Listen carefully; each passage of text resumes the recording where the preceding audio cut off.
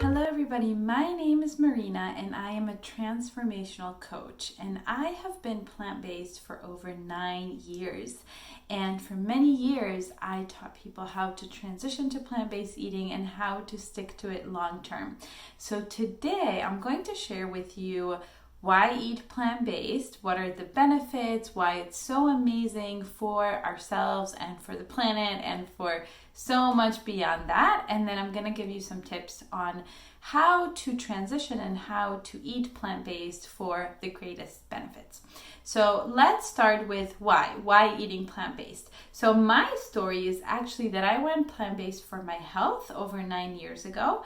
And it was because of my mom's powerful healing story. She healed a disease in her bladder called interstitial cystitis. And at that time, I was suffering from very severe PMS. And that was really something that I wanted to heal because it didn't seem normal that every month I should be completely debilitated.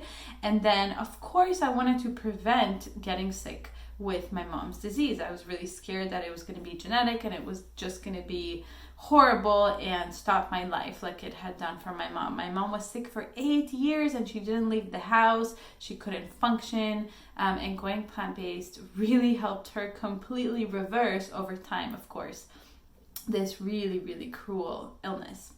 And so one of the reasons, the first reason really that I went plant-based was entirely for my health.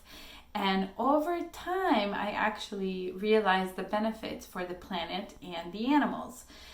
And so for your health, why is eating plant-based so wonderful for your health? It is the only lifestyle proven to reverse heart disease. Heart disease is currently the number one killer, at least in the Western world, and it is such a cruel disease to die from or to even live with. And not only can we prevent heart disease with a plant-based lifestyle, we can even reverse it. Again, it's the only diet that has been clinically shown to reverse heart disease, which is so powerful. And that alone to me is proof enough, but there's more. A plant-based lifestyle can actually reverse all of the prevent and also reverse in some cases things like diabetes. Some stories of cancer have been shared as well. But in terms of prevention, it can prevent diabetes, it can prevent cancer, it can prevent lung disease and liver disease and just the top killers that we are facing today as a human race. So that is a huge, huge reason to do it. The important thing is to do it right, and I'm going to share with you in a little bit how. Now, the other reasons that are really, really powerful and can help you really ground why you're doing this, setting an intention. That's actually my first tip for you, is to really set an intention, like, why are you doing this? Because anytime you make a lifestyle change, it's not easy, it's uncomfortable. We are going against our comfort zone. And so when you have an intention that's even bigger than just yourself and your own health, it's very powerful.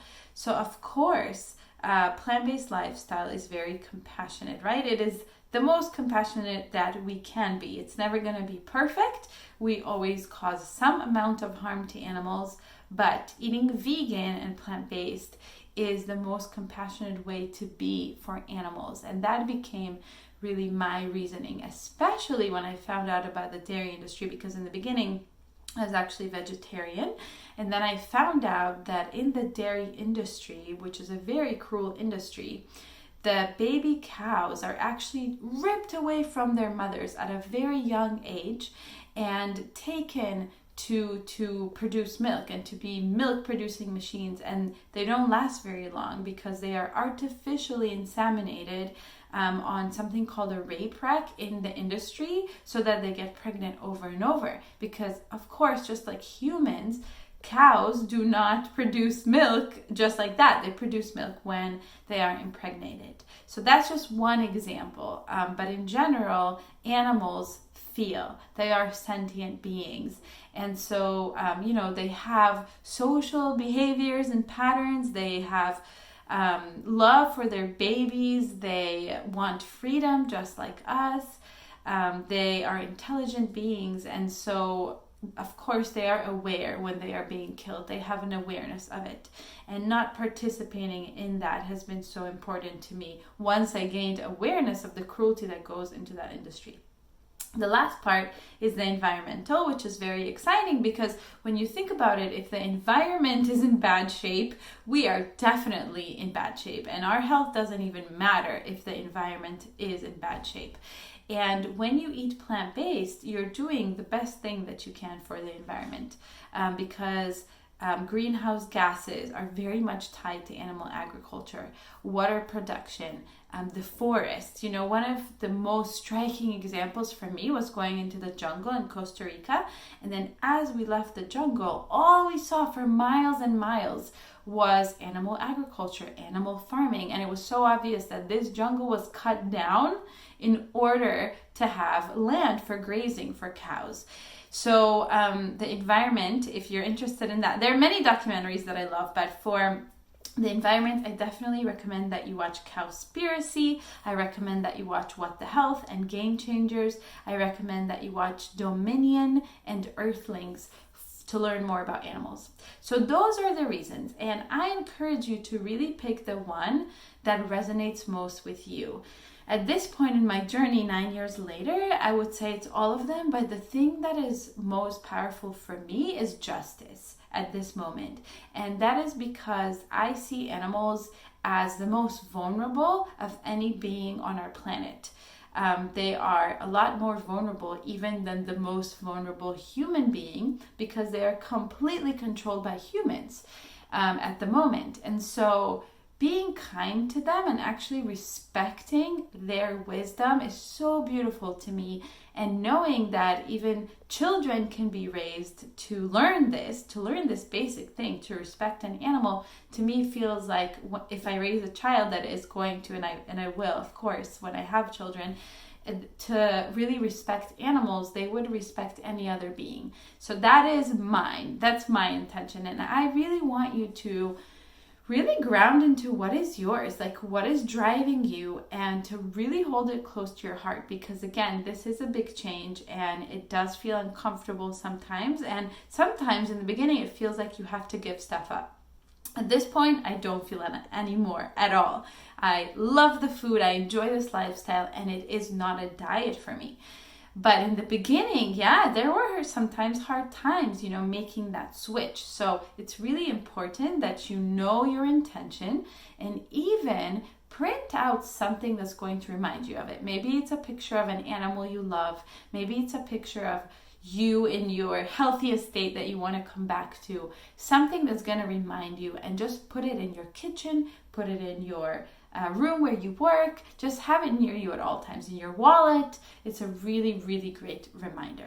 So that is my first tip for you, to really set an intention. The second thing is to make a slow transition. Don't rush, don't freak yourself out. So start with breakfast. Every week, incorporating a plant-based breakfast for a week, for 2 weeks.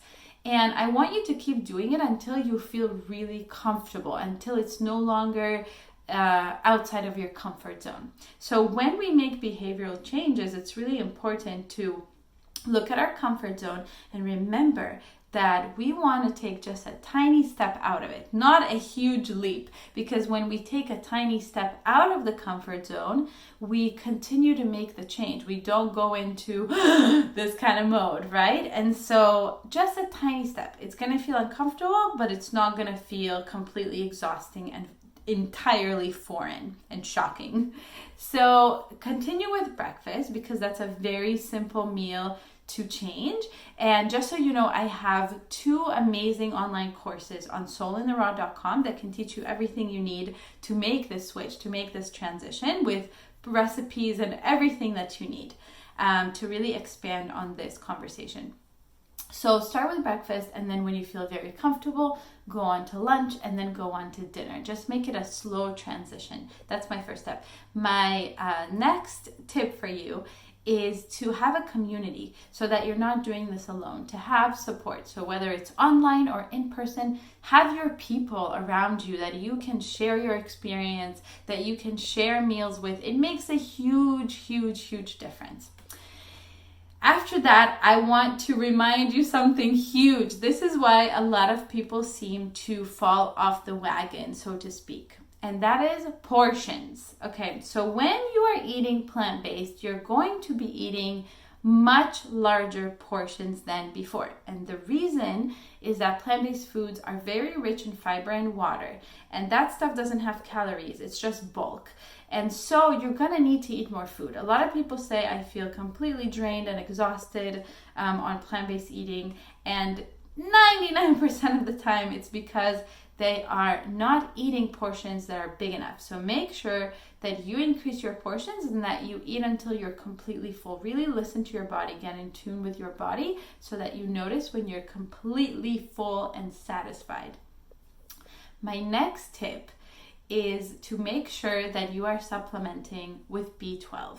That is the one supplement that everyone needs to take as a vegan.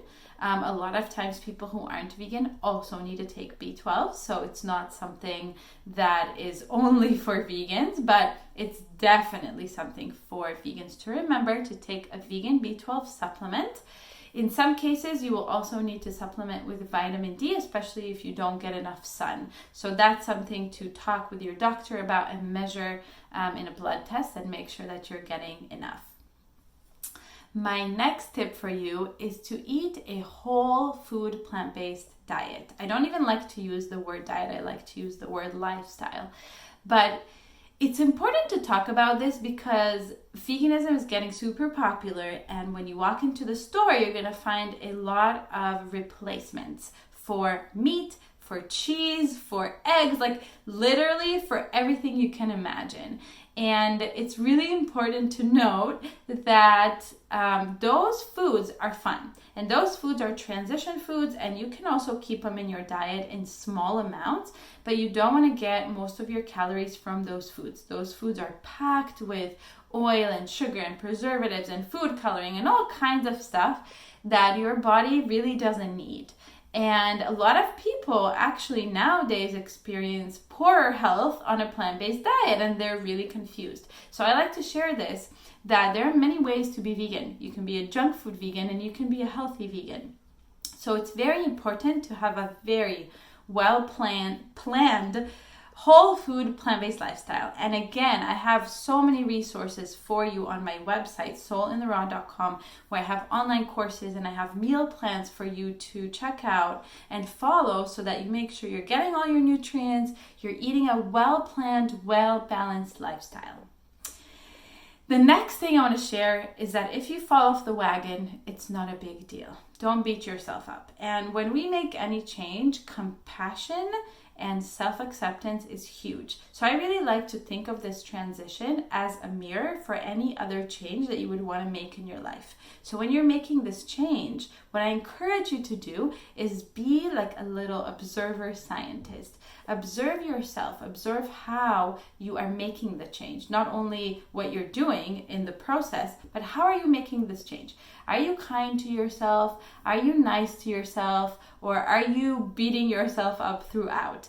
And if you are in self-judgment and beating yourself up, then I really recommend shifting that. And that is going to serve you in every area of your life. And that is really what I specialize in as a transformational coach. I work with people on their patterns of behavior, and I coach them to shift their relationship to blocks, to fear, to sadness, and to work towards a goal. Maybe it's plant-based eating, becoming plant-based. Maybe it's changing your job. Maybe it's having more meaning and purpose in your life, to be more connected to yourself, and to do it in a process that actually works, which is not through self-judgment, but through self-love. So if you are interested in self-development, in working with a transformational coach, I'm happy to offer you a free consult so that we can see if we're a good fit. And the link for that is in the description, my bio. That's going to be somewhere around here, I'm sure. And now I'm super excited to be answering all of your awesome questions about coaching and about plant-based eating.